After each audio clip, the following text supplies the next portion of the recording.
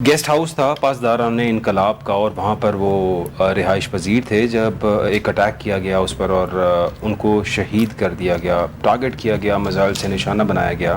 اور ایران کے اندر ایسا ہو جانا ایک ابناکشس سی بات لگتی ہے، لیکن دیکھتے ہیں ہم کہ ایران کے صدر تھے اور ان کو بھی اسی طرح شہید کیا گیا. ہیلی کاپٹر کریش ہوا یا کیا گیا، جو بھی انسیڈنٹ تھا اس کے اندر ان کی شہادت ہوئی. اور اب اسماعیل ہنیہ کو اسپیسیفکلی ٹارگٹ کیا گیا، اور اسرائیل کی جانب سے یہ سارا ایگزیکیوشن کنڈکٹ کی گئی تھی اور اسماعیل ہنیہ کو شہید کر دیا گیا. آج پوری امت مسلمہ سوگوار ہے، چونکہ امت مسلمہ فلسطین کے لیے اکٹھی تو نہیں ہوئی لیکن سوگ کے لیے تو اکٹھی ہو جائے گی، اور سوگ مناتے رہیں گے. سوگ منانا بڑا آسان کام ہے، گھر بیٹھ کے آپ روئیں، ماتم کریں، جو مرضی کریں، یہ کرنا آسان ہے، بلکہ نکلنا اور کچھ کرنا، فزیکلی جہاد کرنا، یہ بڑا مشکل کام ہے. اسماعیل ہنیہ کی زندگی اگر ہم دیکھیں تو 1964 میں پیدا ہوئے اور 2024 تک کا ان کا یہ دنیا کا سفر تھا. انہوں نے بڑی مشکل اپنی یہ زندگی گزاری. خاندان کے 70 لوگ شہید ہو چکے تھے. 70 شہداء کے بعد اسماعیل ہنیہ کی اپنی باری آئی اور ان کو بھی شہادت کا مقام ملا.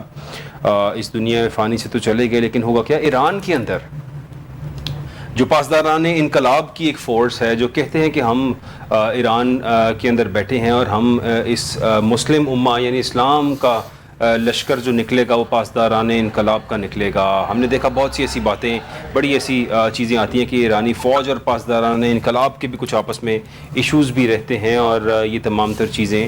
لیکن پاسداران انقلاب کے گیسٹ ہاؤس میں رہتے ہوئے وہاں پہ ان کو سیکیورٹی پرووائڈ نہ کر سکا ایران. تہران اپنے ہی مہمان کو گھر بلا کر سیکیورٹی پرووائڈ نہ کر سکا اور ان کو شہید کر دیا گیا.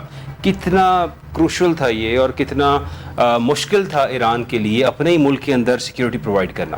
میں ہمیشہ ایک بات کرتا ہوں کہ شاید ایسا محسوس ہوتا ہے کہ ایران کمپرومائزڈ ہے، ایران کے اوپر بڑا کنٹرول ہے اسرائیل کا، یہودیوں کا، اس صہیونی فوج کا، اور وہ جو چاہتے ہیں اس ملک کے اندر کرتے ہیں. کیا اس ملک کے اندر ابھی بھی وہ آپریٹ کر رہے ہیں؟ جس طرح سے آج آیت اللہ خامنئی صاحب کی بات کریں تو انہوں نے یہ بات کہہ دی کہ تہران بدلہ لے گا اور تہران اس کا بھرپور جواب دے گا. کیا بدلہ لے گا؟ جس طرح پہلے ایرانی صدر نے بدلہ لیا تھا، میزائلز اور ڈرونز لانچ کیے تھے، کچھ ٹارگٹس کو ہٹ کیا، کچھ کو نہ کر سکے، اور اس کے بعد پھر انہی کی شہادت ہو گئی. اب پھر اگر کوئی اسرائیل کے خلاف آواز اٹھائے گا تو کیا ایک اور شہادت ایران کو اٹھانی پڑے گی؟ یا یہ جو اسماعیل ہنیہ صاحب کا معاملہ، کیا اس سے حماس کمزور ہو جائے گی؟ مزید اسٹرینتھن کیسے ہو سکتی ہے ان حالات کے اندر؟ لیکن کیا مزید کمزوری آ جائیں گے؟ ایک بہت بڑا لیڈر کھونے سے کیا امپیکٹ پڑے گا؟ اس پہ بات کریں کہ مجھے اسٹوڈیوز میں جوائن کر رہے ہیں میجر ریٹائرڈ جاوید اقبال صاحب. Thank you so much for being here سر.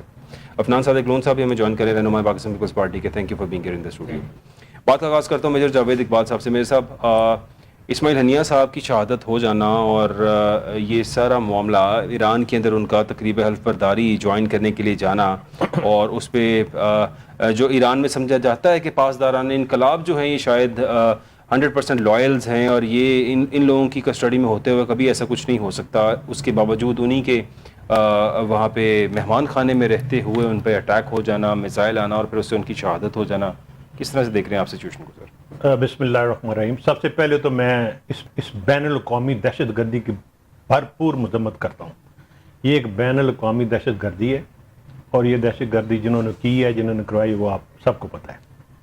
اس کے بعد یہ حکومت ایران کے لیے، ایران کے عوام کے لیے اور پاسداران انقلاب کے لیے انتہائی انسلٹ اور بےعزتی کا مقام ہے کہ ان کے ملک میں آ کے ایک ملت اسلامیہ کا اتنا بڑا لیڈر جو ہے اس کو پروٹیکٹ نہ کر سکے، اور اس میں پینیٹریٹ جو ایجنٹس تھے وہ موساد کے یا اسرائیل کے، اس طریقے سے پینیٹریشن تھی ان کی، اتنی کامیابی سے انہوں نے پینیٹریشن کی کہ انہوں نے ان کے حصار میں ہی ان کو شہید کر دیا. کتنے شرم کی بات ہے یہ ایران کے لیے، ایران کے عوام کے لیے، مسلمانوں کے لیے، سب کے لیے.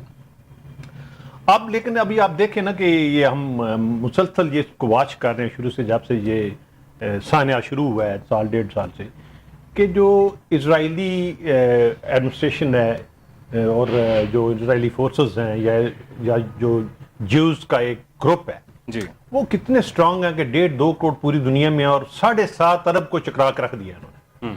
ان کو آگے لگایا ہوا ہے، ان کے وسائل، ان کے طریقہ کار ان سب سے بہتر ہے. یقیناً ان کے پاس کچھ نہ کچھ تو اس قسم کی کوئی اپر ٹیکنالوجی جہاں پر انٹیلیجنس موجود ہے، آئی کیو ان کا زیادہ ہے یا جو بھی سسٹم ہے ان کا بہتر ہے باقیوں سے.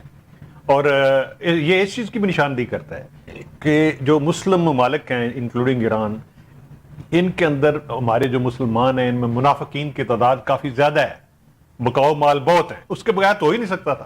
اگر بیچ میں موساد کے اسرائیل کے ایجنٹس نہ ہوتے، ان کے بغیر یہ ناممکن تھا. 100%. تو وہ کیسی کامیابی سے انہوں نے پینیٹریٹ کیا ہے ایران کے اندر. ان کو پتا تھا کہ ہی از کمنگ ہیئر. اب یہ نہیں مجھے پتا کتنے دن پہلے یہ پلان کیا گیا ان کی وزٹ کو کہ کب آئیں گے وہ، کس طرح وہ شامل ہوں گے اس مطلب سیریمنی میں. لیکن جو بھی تھا زیادہ 10 دن کا یا اتنا ٹائم ملا ہوگا، لیکن with in this short period of time who successfully they planned کہ انہوں نے اس پلاننگ کے ساتھ پاسداران کے حصار کے اندر آ کے ان کو شہید کر دیا. تو یہ باعث شرم ہے پاسداران کے لیے بھی اور ایران کے لیے بھی، مسلمانوں کے لیے، سب کے لیے. اور یہ لمحہ فکریہ ہے سب کے لیے، پورے عالم اسلام کے لیے کہ آفٹر آل یہ لوگ کدھر جا رہے ہیں. یہ تو ہم اس کے اوپر پہلے بھی کافی ڈسکشن کر چکے ہیں اور میں ہمیشہ اس چیز پہ کو ہائی لائٹ کرتا رہا ہوں کہ they have decided to finish this segment in فلسطین. وہ انہوں نے ڈیسائیڈ کر لیا ان کو اتنا مارو کہ یہ تو بیچارے اب بھی اٹھنے قابل نہیں رہے جتنا مار کھا چکے ہیں. تو یہ تو بالکل ان کو ختم کرنے کے چکر میں اب یہ ہانیہ صاحب جو تھے، یہ اور ان کا ٹرائب یا ان کی family, they were the major resistance یا source of resistance یا inspiration of resistance with Gaza people. انہوں نے وہی ختم کر دیا ہے. اور آپ یہ یاد رکھیں جس وقت لیڈرشپ ختم ہو جاتی ہے، جس وقت انسپائریشن ختم ہو جاتی ہے، اس وقت قوم باقی بھی ڈیڈ ہو جاتی ہے. وہ تو بغیر پوچھے ہتھیار ڈال لیتے ہیں. خیر یہ ہتھیار تو نہیں ڈالیں گے، ان کی نسل اس قسم کی ہے کہ they will keep fighting till end. لیکن اس کا فائدہ کیا ہے؟ They will keep fighting and keep dying till end. And ultimately Israelia they are going to achieve their objective. ان سب کو ختم کر دو، اس حد تک ان کو فنش کرو کہ یہ بالکل اس کے بعد آواز اٹھانے قابل نہ رہے. اور یہ جو ان کی ایک آواز ہے یا ان کا جو ڈیمانڈ ہے ہمیشہ کے لیے ختم ہو جائے. یہی وہ کرنا چاہتے ہیں. اور یہ وہی نہیں کرنا چاہتے، یہ دنیا کی سپر پاور یہی کرنا چاہتی ہے. آج بتا دیں ہانیہ کی شہادت پہ کس نے اس کو کنڈیم کیا؟ امریکہ نے کیا، یورپ کے کسی کنٹری نے کیا. No one has done it, no one is going to do that. Sir condemn نہیں کیا امریکہ نے، تو بلکہ آگے سے یہ کہا ہے کہ ہم ان کی اس ٹارگٹ کے اندر، اس اٹیک کے اندر ملوث نہیں ہیں. انہوں نے اسٹریٹلی ریفیوز کیا ہے. یہ دیکھو نا، وہ تو مطلب چور کے داڑھی میں تنکا والی بات ہے. دے آر میری اوپینین میں ان کی ٹیکنالوجیکل ہیلپ اور ان کی فائنینشیل ہیلپ کے بغیر یہ ممکن ہی نہیں ہے. اسرائیل at their own alone perhaps they can't do it. They have many sports in this.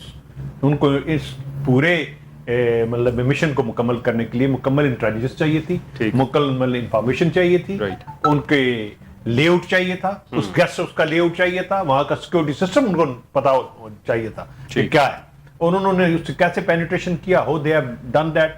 This all based on the intelligence information plus their execution. انہوں نے ایگزیکیوٹ کیسے کیا اس پورے پلان کو. اور اس میں یس اسرائیلی انوالو ہیں، موساد انوالو ہے. اس کے علاوہ جو آپ کی MI6 اور جو CIA ہے ان کی انوالومنٹ کو رد نہیں کیا جا سکتا. They are equally involved in it اور they will keep doing it. Don't think کہ یہاں پہ آ کے وہ اس کو چھوڑ دیں گے، بند کر دیں گے. جہاں تک ایران کا بھی آپ نے کہا جی ایران نے کہا ہم بدلہ لیں گے، تو ایران بھی ابھی کمر تو ان کی بھی ٹوٹ چکی ہے. اتنا بدلہ لینے والے ہوتے تو آپ تک کچھ کر چکے ہوتے. تھوڑا بہت انہوں نے کیا تھا ایسے ہی دکھاوے کے طور پہ. تو ابھی ایران بھی میرے خیال میں صرف بڑک بازی تک رہ گیا ہے، پریکٹیکلی وہ بھی کچھ نہیں کر رہے. یا شاید ان کے وسائل ختم ہو گئے ہیں یا ان کو وہ سلسلہ ایسا نہیں ہے. تو ظاہر ہے کہ ایک دو پہلوان جب آپس میں لڑتے ہیں تو جو پہلوان جو ہے وہ اسٹرانگ ہو وہی جیتے گا. جو پہلوان صرف جذبے کے ساتھ لڑ رہا ہوتا ہے، وہ جذبہ جو ہے وہ پوری طرح تو کام نہیں آتا نا. وہ جذبہ جو ہے وہ کہیں نہ کہیں اس کو اور سپورٹس چاہیے ہوتی ہیں، کوئی اس کو ہیلپ چاہیے ہوتی ہے، فزیکل، ٹیکنیکل اور کافی ساری چیزیں. تو وہ ایران کے پاس اس وقت نہیں ہے. اور جو انٹرنیشنل فورسز جو ہیں جو اس پورے تھرڈ ورلڈ کے ڈرامے کو رچا رہی ہیں اور اس کے اوپر قبضہ کرنے کی کوشش کر رہی ہیں، they are meticulously planning it. They have created proper desk in their foreign office and in their CIA and MI, whatever the intelligences are, only for this one mission. Right. کہ how to finish فلسطین. وہ تو کر چکے ہیں. ٹھیک. یہ تو فلسطین نہیں ہے نا, وہ غزہ کے چھوٹا سا 60,000 کلومیٹر کا جو ایریا ہے, یہ تو فلسطین نہیں ہے. اور تھوڑے سے وہ لوگ ہیں, باقی اسکیٹرڈ ہوں گے دنیا میں مختلف جگہوں پہ. تو ان کو بھی وہ آپ دیکھ سکتے ہیں کہ کتنے لوگوں کو انہوں نے ختم کر دیا ہے. دنیا میں بربریت کی کوئی مثال ایسی نہیں ملتی جو وہاں پہ ایکسرسائز ہو چکی ہے, نہ فرسٹ ورلڈ وار, نہ سیکنڈ ورلڈ وار میں, نہ ہینیبال کے دور میں, نہ ہی منگولین کے دور میں, نہ ہی چنگیز خان نے ایسا کیا ہے, نہ ہی ہلاکو خان نے ایسا کیا جو انہوں نے کر دیا ہے. اور اس کو 21ویں صدی میں رجسٹر کیا جاتا ہے اور ایکسیپٹ کیا جا رہا ہے. کون سب سے بڑی تکلیف کی بات یہ ہے جی کہ اس میڈیا کے دور میں سب سے بڑی تکلیف کی بات یہ ہے کہ اس میڈیا کے دور میں اتنی انفارمیشن ہونے کے جو نام آپ نے ابھی لیے ہیں, اس دور کے اندر تو شاید انفارمیشن کے سورسز نہیں تھے, لوگوں تک یہ بات پہنچتی بڑی لیٹ تھی, کئی ملکوں تک تو بات پہنچتی بھی نہیں تھی, ریئیکٹ نہیں کر سکتے تھے. آج تو ہر چیز ہر کسی کے لیے ایزیلی ڈسپلیبل ہے, اس تک رسائی پہنچ رہی ہے, اس کے باوجود سب کام ہو. جو اس کو ریکن کر رہے ہیں وہ انسانیت کے انسانی حقوق کے لمبردار ہیں. وہ کہتے ہیں ہم سے اچھا تو انسانی حقوق کا لمبردار ہے ہی کو نہیں, امریکہ ہے یا یورپ ہے, وہ اس کو مطلب انڈروز کر رہے ہیں کہ بس ٹھیک ہے ایسا ہونا چاہیے. پچھلے پرائم منسٹر نے اپنا UK کے اس نے تو اسٹیٹ پہ کہہ دیا, کہتے we are with Israel, we will be helping ہم ان آل دا آپریشنز. اور ابھی بہت سے ممالک کہہ رہے ہیں, ایون امریکہ بھی یہ بات کہہ رہا ہے کہ اسرائیل کی سپورٹ جاری رہے